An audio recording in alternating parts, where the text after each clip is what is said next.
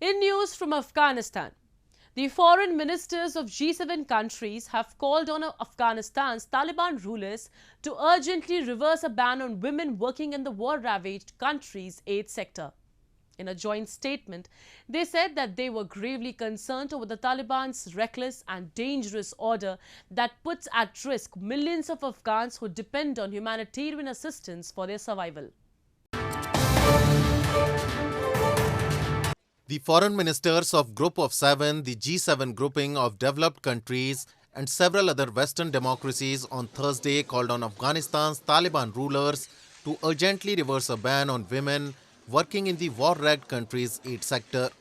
The G7 ministers, along with those of Australia, Denmark, Norway, Switzerland, and Netherlands, said in a joint statement they were gravely concerned that the Taliban's reckless and dangerous order puts at risk millions of Afghans who depend on humanitarian assistance for their survival.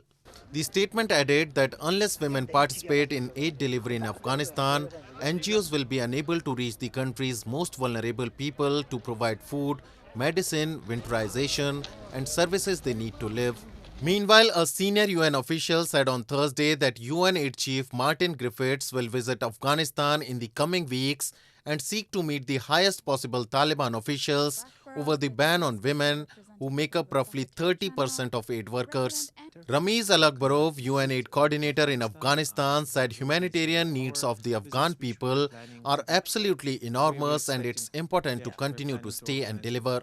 Since the return of the Taliban to Afghanistan in August 2021, alleged systematic attacks on the rights of women and girls and the use of violence, including torture and enforced disappearances, have created a culture of fear in the Afghan society.